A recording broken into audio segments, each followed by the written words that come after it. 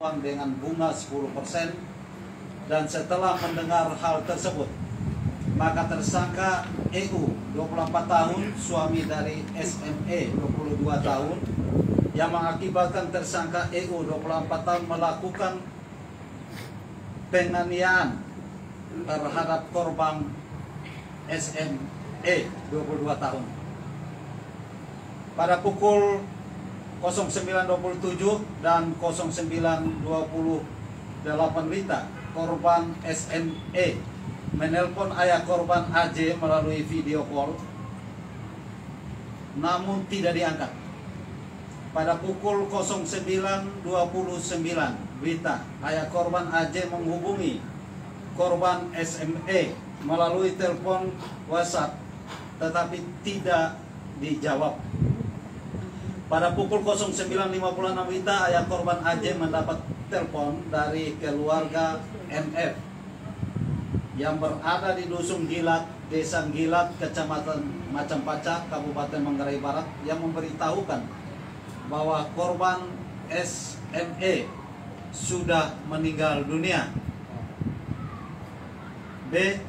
Bahwa pada hari Jumat tanggal 4 Oktober 2024 pukul 07.30 WITA telah dilakukan visum repertum luar tubuh di Rumah Sakit Umum Daerah Komodo, dan telah dilakukan visum repertum jenazah SME dibawa pulang oleh keluarga untuk dimakamkan di TPU Kampung Watu Langkas, Desa Gorang, Kecamatan Komodo, Kabupaten Manggarai Barat.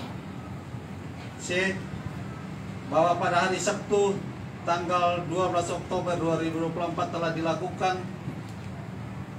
ekshumasi dan autopsi terhadap jenazah korban SME 22 tahun oleh tim forensik dari bidang kedokteran dan kepolisian Polda NTT. D. Barang bukti yang sudah diamankan yang ada kaitan dengan tindak pidana yang dimaksud masing-masing satu buah kain selendang berwarna kuning dengan motif batik. Ini sementara sudah dipegang oleh Kasat Reskrim, ya. Kemudian satu buah kain selendang berwarna merah dengan motif bunga.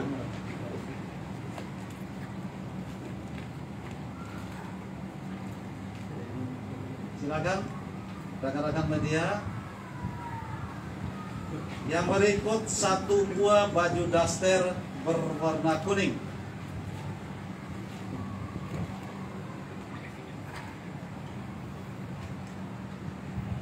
Lanjut, satu buah baju kaos berwarna hitam.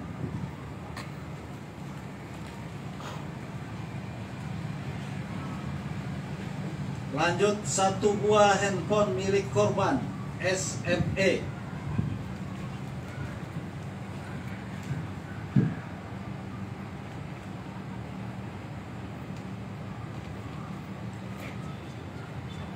Lanjut, satu buah handphone milik ayah korban AJ.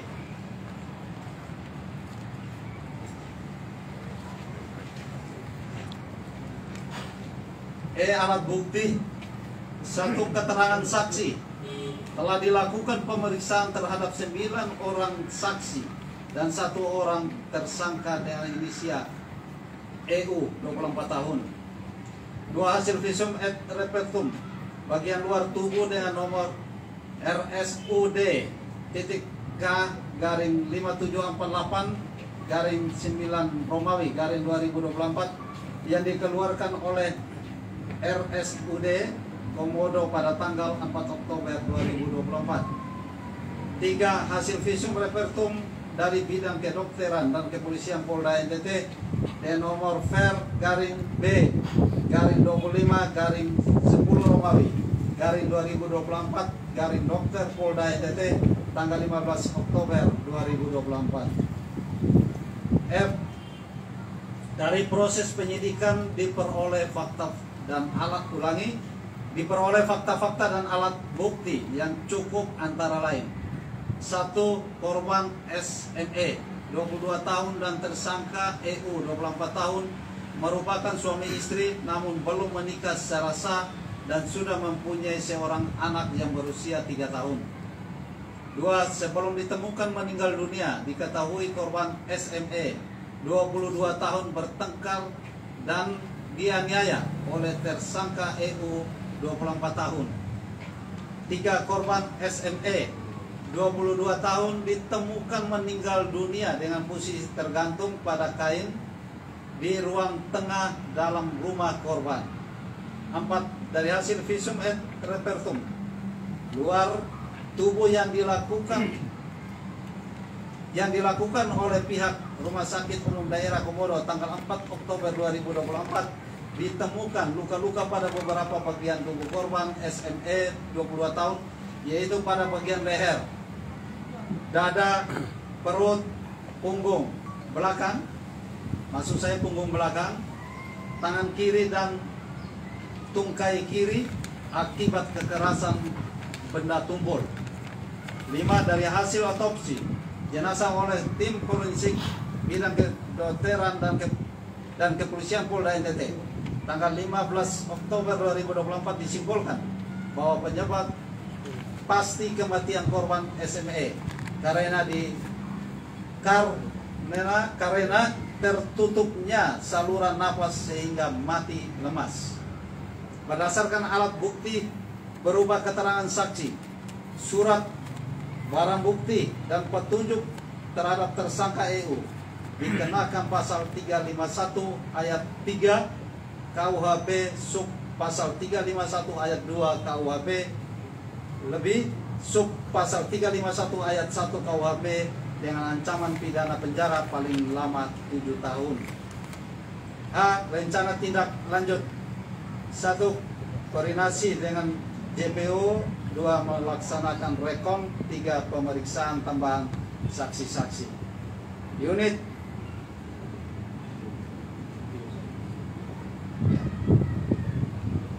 baik, dari keterangan yang sudah kami laporkan kepada rekan-rekan media, kami persilakan kepada rekan-rekan media ada hal-hal yang mau ditambahkan atau dipertanyakan.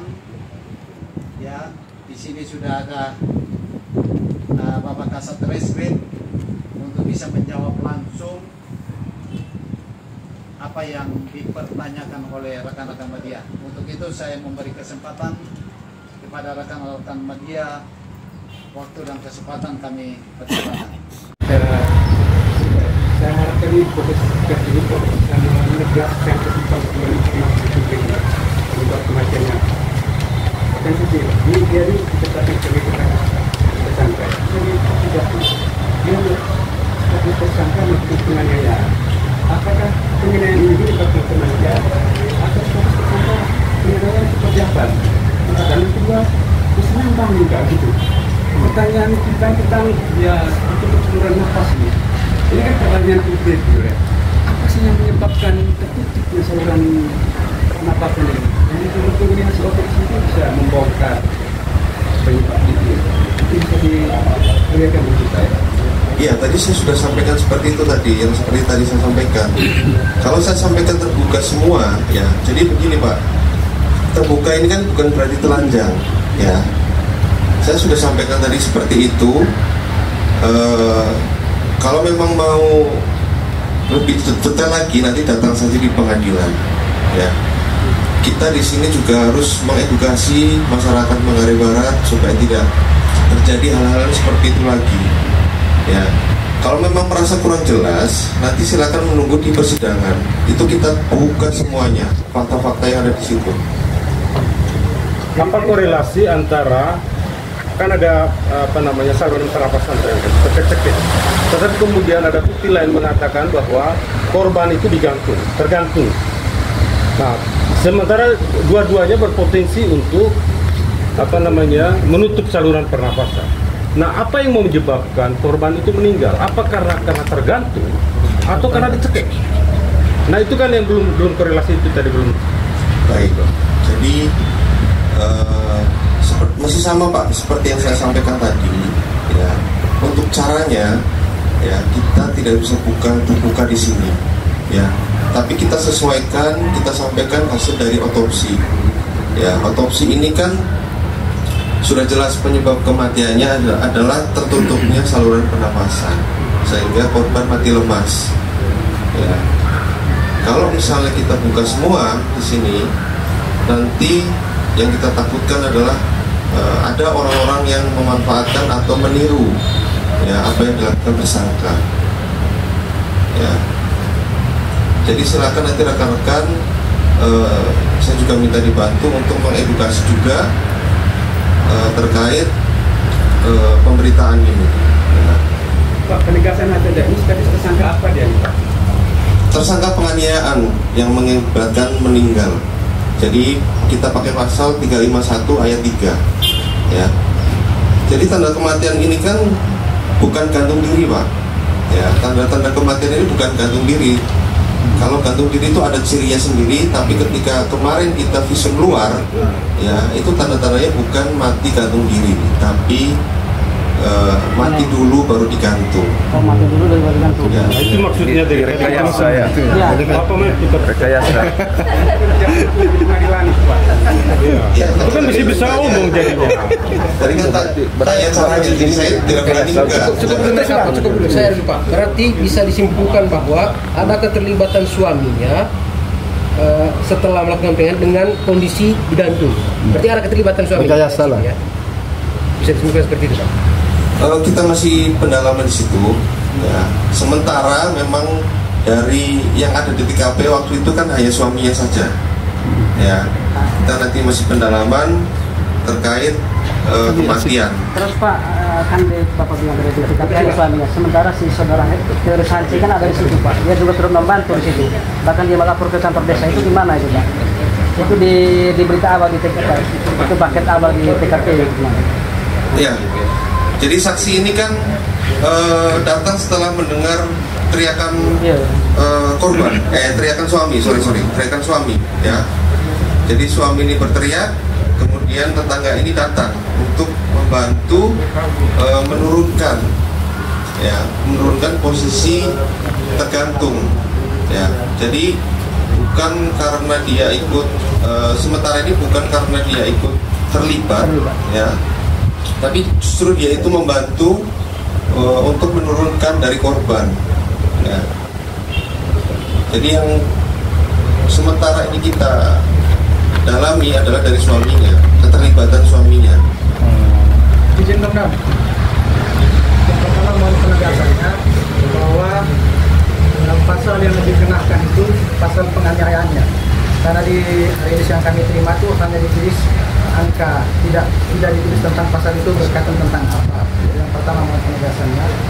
Yang kedua saya mau ingin tanyakan, tadi dijelaskan dalam ini ada seorang anak yang kurang lebih berusia 3 tahun. Nah, tapi dalam penyelesaian kasus ini, anak ini kita tidak tahu siapa yang akan bertanggung jawab terhadap dia. Nah, pertanyaan saya, apa tanggung jawab penegak hukum terhadap keberadaan anak yang berusia 3 tahun ini, supaya dia juga bisa tetap menikmati masa hidup sebagai seorang anak? Apa tanggung jawab penegak hukum dalam penyelesaian kasus ini? Baik, terkait tadi dengan pasal, ya pasal 351 ayat 3, nanti rekan-rekan bisa buka sendiri di Google, itu ada banyak sekali literasi-literasi. Tapi pada intinya 351 ayat 3 itu penganiayaan yang mengakibatkan meninggal dunia. Ya, kemudian terkait dengan anak, siapa yang bertanggung jawab nantinya? Ya, kemarin ketika jenazah ini datang dari Ngilat, dari atas, sudah dibawa oleh orang tua dari almarhum perempuan. Ya, jadi sudah digorang dia. Jadi nanti kita juga akan periksa anaknya terkait apa yang dia lihat ketika kejadian. Ya, mungkin di situ ada keterangan yang bisa membantu kita lebih terang lagi. Kita maksimalkan di situ. Ya, kita tentu nanti kita akan melakukan pendampingan dengan instansi terkait, yaitu dari Peksos, untuk supaya anak ini bisa keterangan anak ini bisa sah di mata hukum, ya, karena apapun ceritanya tetap si anak ini juga pasti ada menyimpan sesuatu informasi. Ya. Bisa begini, apakah juga pendampingan itu akan diberikan secara khusus, misalnya supaya anak psikolognya tidak terganggu dan lain-lain. Oh iya. Apakah ada tanggung jawab seperti dari pihak penegak hukum? Oh iya. Ya. Melakukan pendampingan. Ya, secara SOP memang nanti kita pasti panggil dari Peksos, kemudian psikolog untuk mengobservasi apakah keterangan anak ini bisa dipertanggungjawabkan di persidangan atau tidak, itu seperti itu. Pasti nanti kita akan sediakan, Pak. Sediakan untuk trauma healingnya, untuk pendampingannya ketika pemeriksaan, ketika nanti berlangsungnya hidup ini mereka di rumah orang tua dari si perempuan ini, almarhum ini, ya. Saya rasa sekian ya. Tadi 9, 10 dengan tersangka ini berarti, ya, kita periksa 10 saksi, ya. Baik, cukup rekan-rekan?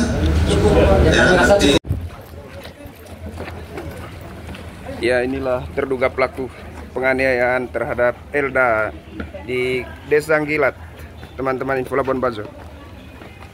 Sekarang sudah dijebloskan ke tahanan Polres Manggarai Barat.